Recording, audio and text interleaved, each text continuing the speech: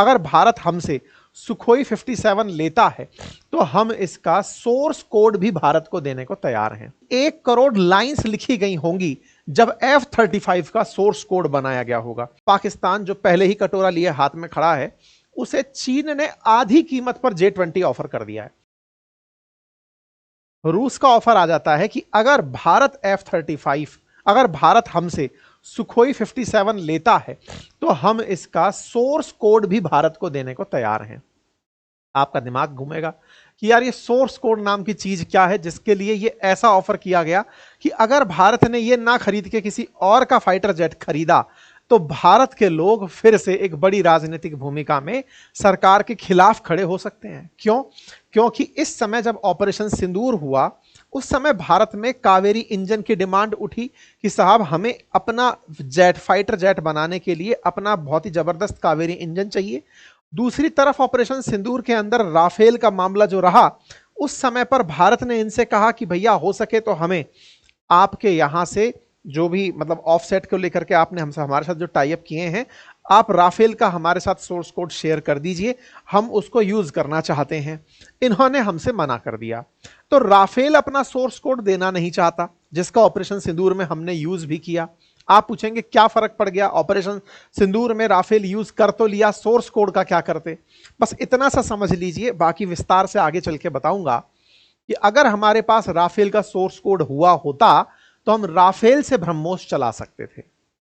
France ने जिस तरह से हमें अपना राफेल बेचा है, सेटिंग उसके सॉफ्टवेयर की ऐसी है जैसे आईफोन के अंदर वही एप्लीकेशन चल सकते हैं जिन्हें एप्पल अपने द्वारा ऑथराइज करता है, ये एंड्रॉयड की तरह नहीं होते। वहीं दूसरी ओर रूस अपने फाइटर जेट को एंड्रॉयड की तरह बनाकर दे रहा है कि आप अगर हमसे सोर्स कोड लेते हैं तो आप ब्रह्मोस को भी हमारे फाइटर जेट से दाग सकते हैं। ब्रह्मोस दुनिया की सबसे बेहतरीन क्रूज मिसाइल है। राफेल दुनिया का 4.5 जनरेशन का फाइटर जेट है। हम अपनी सबसे बढ़िया क्रूज मिसाइल को उस फाइटर जेट पर नहीं लगा पाए। वहीं इन्होंने जो खुद से हमें स्कैल्प मिसाइल दी थी, मीटियोर मिसाइल दी थी, वो हमको बेची और बेच करके उन्हीं का यूज करने की परमिशन दी। अगर भारत की तरफ से ब्रह्मोस का इस्तेमाल किया जा सकता होता तो निश्चित ही एक और बढ़िया डेडली कॉम्बिनेशन बनकर आता। इस बात को समझते हुए रूस ने हमें ना केवल अपनी तरफ से सुखोई 57 ऑफर किया, बल्कि यह भी कह दिया कि अगर आपको आवश्यकता हो तो मैं आपके लिए सोर्स कोड भी दे दूंगा। सोर्स कोड में आपके पास हमारी सारी टेक्नोलॉजी कि ये फाइटर जेट कैसे ऑपरेट होता है, ये समझिए जैसे आज मैं आपके सामने जिस लैपटॉप के माध्यम से, जिस कंप्यूटर के माध्यम से लाइव आया हूं, उसके पीछे जो मशीन चल रही है, लैपटॉप के अंदर एक प्रोसेसर चल रहा है, एक टेक्नोलॉजी चल रही है जो कि इस पूरे काम को प्रोसेस करके आप तक पहुंचा रही है। जिसका जितना बढ़िया प्रोसेसर हुआ, जितना बढ़िया उसका प्रोग्राम हुआ, वो उतना अच्छा रिजल्ट प्रोड्यूस किया। फाइटर जेट्स के अंदर सोर्स कोड एक ऐसा ही समझिए सॉफ्टवेयर प्रोग्राम होता है। आसान भाषा में कहूं तो ये एक ऐसी कोडिंग है जिस कोडिंग को लिखने में ना जाने कितने टेक्नोलॉजी वाले लोग लगे होते हैं। आधा और एक उदाहरण से समझाऊं तो समझिए कि 1 करोड़ लाइंस लिखी गई होंगी जब F-35 का सोर्स कोड बनाया गया होगा। मतलब उसके सॉफ्टवेयर में कम से कम 10 मिलियन लाइंस लिखी गई होंगी, ऐसा लोग ऐसा मतलब इंफॉर्मेशन मार्केट में उपलब्ध है। तो 10 मिलियन के आसपास अगर लाइन लिखने से एक कंपनी का सोर्स कोड बनता है तो विचारणीय तथ्य है कि सुखोई 57 का भी सोर्स कोड कितने समय में तैयार हुआ होगा जिसे वो भारत को देने को तैयार हुआ है। इस तरह की सुविधाएं देते हुए रूस अगर हमें सुखोई 57 ना बेच पाए, हम कावेरी इंजन पर सहयोग ना ले पाए और हम उसके बावजूद भी ऑपरेशन सिंदूर के अंदर ब्रह्मोस ना इस्तेमाल कर सकने वाला राफेल ही यूज करते रहे या उसको ही खरीदते रहे, तो देश में सवाल तो उठेंगे कि सरकार की ऐसी क्या मजबूरी रही कि उसने फ्रांस से राफेल तो खरीद लिया या अमेरिका का F-35 तो कंसीडर कर लिया, लेकिन सुखोई के साथ निकलकर नहीं आए।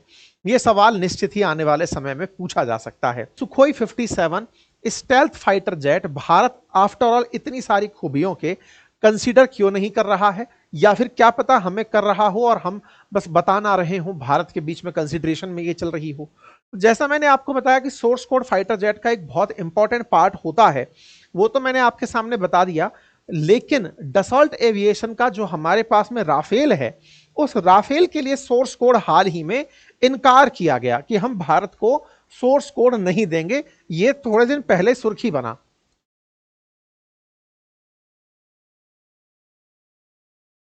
भारत को सोर्स कोड ना देने की जो ये सुर्खी बना था, इसी बीच में अमेरिका भी कूद पड़ा और उसने कहा कि मुझसे F-35 ले लो, दुनिया में सबसे बेहतरीन स्टेल्थ टेक्नोलॉजी मैं रखता हूं। दिमाग दौड़ने लगा कि यार ऐसा इन 5th जनरेशन फाइटर जेट्स में होता क्या है। तो आसान भाषा में एक जवाब होता है और वो ये कि ये फाइटर जेट्स बहुत तेज उड़ते तो हैं ही, पकड़ में नहीं आते हैं। मतलब ये फाइटर जेट जब हमला करने जाते हैं तो जिसकी टेरिटरी में ये हमला करने जाते हैं वहां के रडार इसे नहीं पकड़ पाते। ऐसा क्यों होता है? ऐसा इसलिए क्योंकि ये कुछ स्टेल्थ टेक्नोलॉजी का उपयोग करते हैं। स्टेल्थ टेक्नोलॉजी के बारे में कहा जाता है कि जब कोई रडार अपनी तरफ से रेडियो वेव्स इनकी तरफ भेजता है तो ये इस रेडियो वेव को अपने अंदर अब्जॉर्व कर लेते हैं और मतलब सिस्टम तक रिफ्लेक्शन नहीं पहुंचने देते। जिनमें जितना बेहतरीन रडार स्टेल्थ टेक्नोलॉजी होता है वो उतने बढ़िया फाइटर जेट्स माने जाते हैं। 5th जनरेशन की ये एक खास बात होती है। बाकी इनके अंदर एजिलिटी होना, इलेक्ट्रॉनिक वारफेयर में शामिल होना, खुद से इनके अंदर अवॉक सिस्टम लगे होना, मल्टी रोल कॉम्बैट एक्सरसाइजेज में सक्सेसफुल होना, बेहतरीन मैनोवरिंग होना, ये अतिरिक्त पार्ट हैं जो 5th जनरेशन में होते हैं। लेकिन जिसको सबसे टॉप मोस्ट माना जाता है वो है इनका पकड़ में ना आना।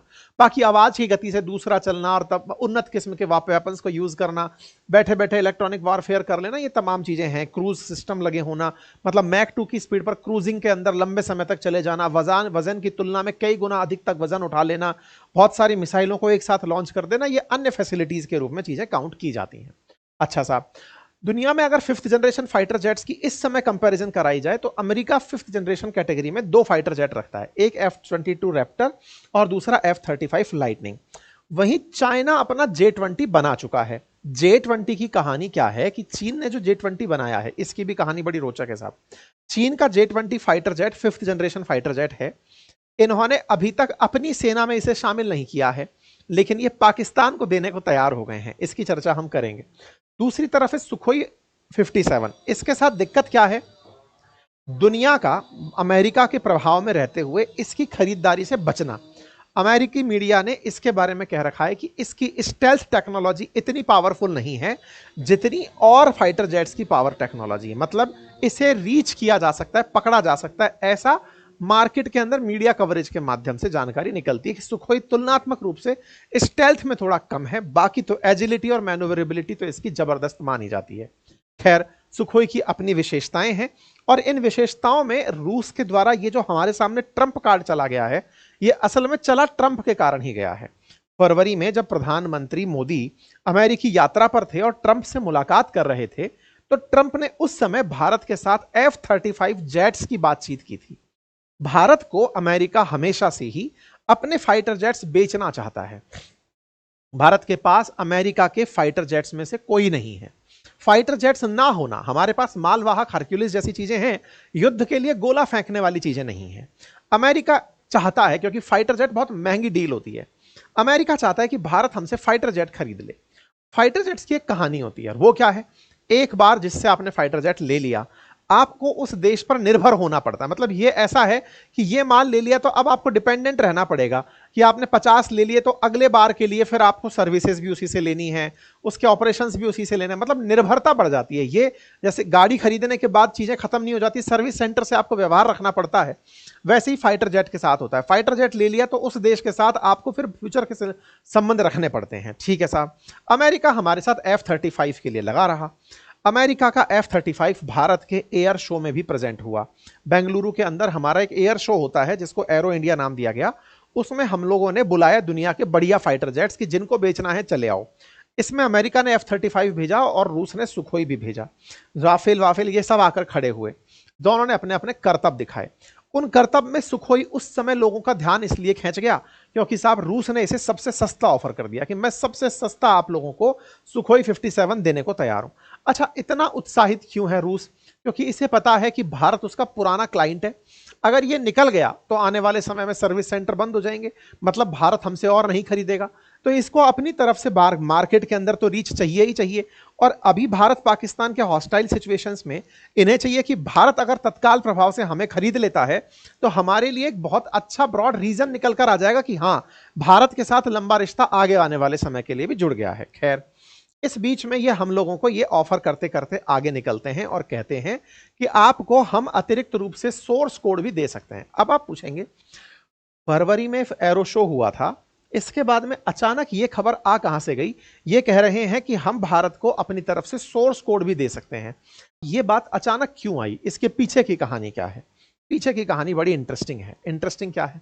जब भारत और पाकिस्तान के बीच ऑपरेशन सिंदूर की ये जो कहानी चल रही थी, पहलगाम और उसके बाद भारत का ऑपरेशन सिंदूर, उस समय दोनों ही देशों ने अपनी तरफ से अपनी सुरक्षा व्यवस्थाओं का मुआयना करना शुरू किया कि हमें क्या चाहिए और हमें किस तरह से अपने आप को और अपडेट करना है। राफेल की जरूरत भी हमें महसूस हुई कि भाई राफेल हमें और चाहिए होंगे अगर हमको आगे से दोनों फ्रंट पर लड़ना है। जिस तरह से पाकिस्तान के साथ आकर के रूस खड़ा हो गया, अगर हमें पाकिस्तान के साथ खड़ा होकर के चीन जैसे खड़ा हो गया, ऐसे अगर हमें दोनों फ्रंट पर लड़ना हुआ तो हमें अपने स्क्वाड्रंस की संख्या बढ़ानी पड़ेगी। ऐसे में दिक्कत यह है कि भारत को तत्काल प्रभाव से अगर खरीदने हो तो कहां से खरीदें? भारत के बाजार में चर्चाएं चलना शुरू हुआ। ये बिल्कुल वैसे ही है जैसे मान लीजिए कि आपका एग्जाम है, तभी आप पेन पेपर खरीदने जा रहे होते हैं। एग्जाम के समय ही आपका दिमाग तेज चल रहा होता है, क्या पढ़ना है क्या नहीं पढ़ना है। गर्मी की छुट्टियों में आप किताबों पर ज्यादा फोकस नहीं करते। एग्जैक्टली देश का एग्जाम होता है युद्ध, उस समय फाइटर जेट्स की जरूरत पड़ती है कि अब क्या खरीदना है बताइए। उस समय देश डिसीजन ले रहा होता है। जैसे पाकिस्तान के सामने इस समय चाइना पहुंच चुका है और चाइना ने बकायदा उसके टेबल पर ऑफर कर दिया है 5th जनरेशन फाइटर जेट और कहा है कि मेरे से J-20 ले लो पाकिस्तान वालों। पाकिस्तान जो पहले ही कटोरा लिए हाथ में खड़ा है, उसे चीन ने आधी कीमत पर J-20 ऑफर कर दिया है। मतलब चीन ने फाइटर जेट बनाया और फाइटर जेट को बनाकर खुद की एयरफोर्स में शामिल करने से पहले ही पाकिस्तान को आधे दामों पर साझा कर दिया।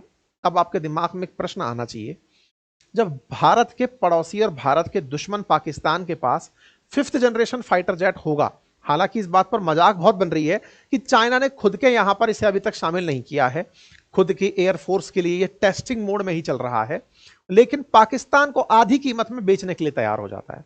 पाकिस्तान को यह बेचने की जो कवायद हुई है, यह ऑपरेशन सिंदूर के बाद ही हुई है।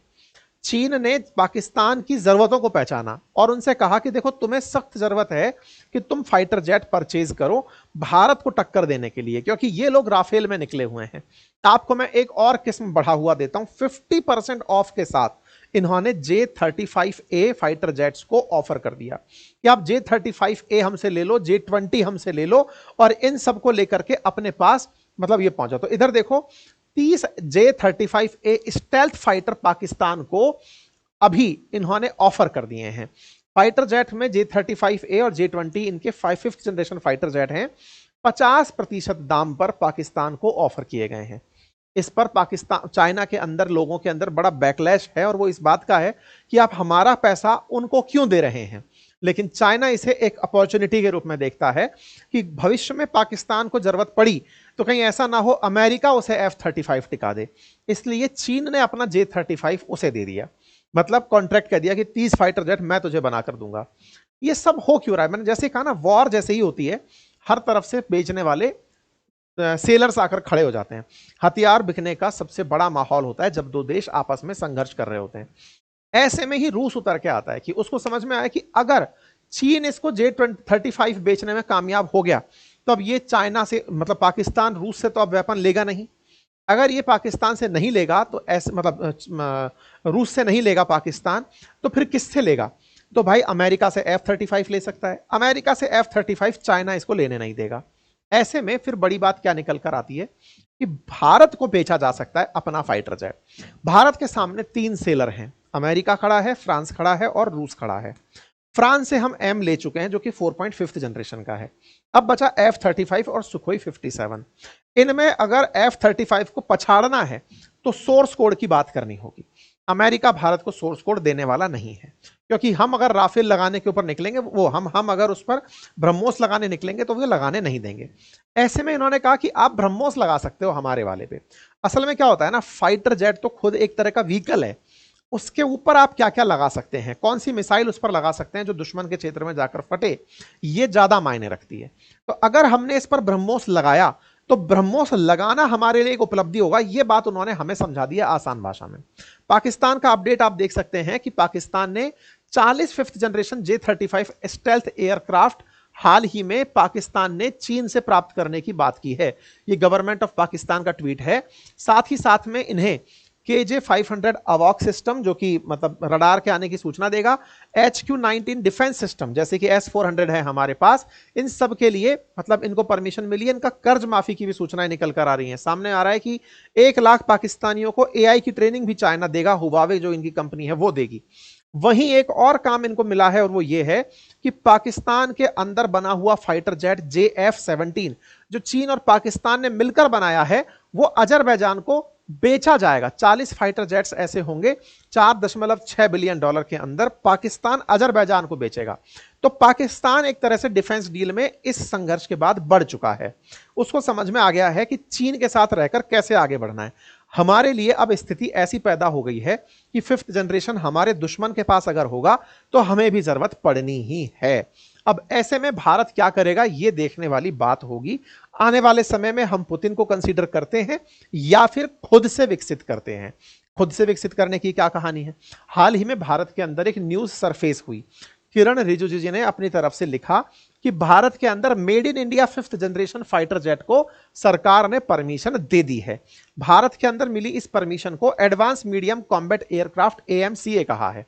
अब फिर से सवाल खड़ा हुआ, ये तो बहुत ही अच्छी बात है, ना हमें रूस से खरीदना ना हमें अमेरिका से खरीदना, सिंपल अपने ही देश में बना लेते हैं। दिक्कत ये है कि हम अपने देश में बना तो लें, हमारे पास इंजन नहीं है। हम अपने फाइटर जेट्स के लिए इंजन पर निर्भर हैं इन 4 देशों के पास। इवन 4 देशों में भी हमारे मित्रों के रूप में तो हमारे पास फ्रांस, रूस और ये अमेरिका है। तीनों ही लोग हमको इंजन देने को तैयार नहीं है। फाइटर जेट की सबसे बड़ी जो आत्मा है वो इंजन है। आज भी हमारे जो तेजस खड़े हैं, LCA कॉम्बैट तेजस जो खड़े हैं, उनके अंदर भी अमेरिकी इंजन आकर लग रहे हैं। तो ऐसे में इंजन ही नहीं हुआ तो 5th जनरेशन फाइटर जेट का हम घोषणा करके भी क्या कर लेंगे? इसलिए आवश्यकता है कि हमारे साथ टेक्नोलॉजी ट्रांसफर किया जाए। राफेल वाले हमसे मना कर चुके हैं, इसीलिए F-35 की जगह सुखोई की ज्यादा प्राथमिकता बनती जा रही है। मैंने थोड़े दिन पहले भी आपसे कहा था कि राफेल अपनी आउटर बॉडी इंडिया में बनाने के लिए तैयार हुआ है, सोर्स कोड के लिए तो यह तैयार नहीं हुआ है। तो भारत को चाहिए कि राफेल पर एक बार वापस से थॉट दिया जाए, ये देखा जाए कि अगर ये नहीं दे रहा है तो क्या हम राफेल की डील की जगह सुखोई 57 ही परचेज कर लें? क्या सुखोई 57 परचेज करके हम 5th जनरेशन में भी एंट्री करके रूस के साथ मेक इन इंडिया को भी बूस्ट कर पाएंगे, सोर्स कोड मिलने से हम अपने वेपन भी यूज कर पाएंगे? ये देखना होगा, भारत को ये डिसीजन लेना होगा कि अब किस तरफ हम आगे बढ़ें। डिफेंस के सेक्टर में ये बहुत बड़ा कॉल होगा। जब हमारे वायुसेना के जो अध्यक्ष हैं उनसे पूछा गया कि क्या हम लोग सुखोई लेने F-35 लेने जा रहे हैं, तो उन्होंने एक बहुत अच्छा स्टेटमेंट दिया था और वो कहा था कि ये कोई हम वॉशिंग मशीन खरीदने नहीं जा रहे हैं कि गए और परचेज कर लाए। बहुत सारी चीजें हमें उसके बारे में विचारनी होंगी कि हमारे लिए क्या बेहतर है। खैर जो भी बेहतर हो, रूस का ऑफर हमारे सामने है। बाकी आपको क्या लगता है कमेंट बॉक्स में अपनी राय जरूर रखें। फिलहाल के लिए इतना ही। चैनल पर नए हैं तो सब्सक्राइब कर लें। बहुत बहुत धन्यवाद।